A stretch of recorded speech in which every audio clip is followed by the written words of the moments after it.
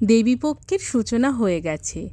আর দেবীপক্ষের সূচনা হয়ে গেছে মানেই ঘরে বাইরে সব জায়গায় একটা পুজোর আমেজ। আর পুজো মানেই বাড়িতে হবে নানান রকম ভালো মন্দ খাবার দাবার। আর বাঙালির পুজোর থালিতে বেগুনের একটা পদ থাকবে। আর আজকের পুজো স্পেশাল রেসিপি হলো দই বেগুন। আর পুজোতে তো ঠাকুর দেখতে বেরোতে হবে, তাই রান্নার পিছনে বেশি সময় দেওয়া যাবে না। আর তার জন্য দরকার দই বেগুনের মতন এমন চটজলদি রেসিপি।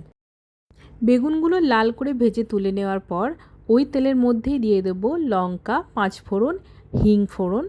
আর মশলার মধ্যে দেব আদা বাটা, জিরে গুঁড়ো, হলুদ গুঁড়ো, লঙ্কা গুঁড়ো। মশলাটা একটু কষে নেওয়ার পর দিয়ে দেব ফেটানো টক দইটা। তারপর আবারও মশলাটা ভালো করে কষিয়ে তেল ছেড়ে আসার পর দিয়ে দেব পরিমাণ মতন জল। আর দিয়ে দেবো হাফ চামচের মতন ময়দা। এতে একটা থিক কনসিস্টেন্সি আসবে গ্রেভিটাতে। আর ঝোলটা ফুটে উঠলেই তার মধ্যে দিয়ে দেবো ভেজে রাখা বেগুন। আর বেশ 5-7 মিনিট ফোটানোর পর ঘি, কাঁচা লঙ্কা আর একটু গরম মশলা ছড়িয়ে নামিয়ে নিলেই রেডি হয়ে যাবে দই বেগুন। পুজোর দিনে এমন একটা রেসিপি গরম ভাতের সঙ্গে জাস্ট জমে যাবে। তাহলে আর কি, জমিয়ে খান আর পুজো এনজয় করুন।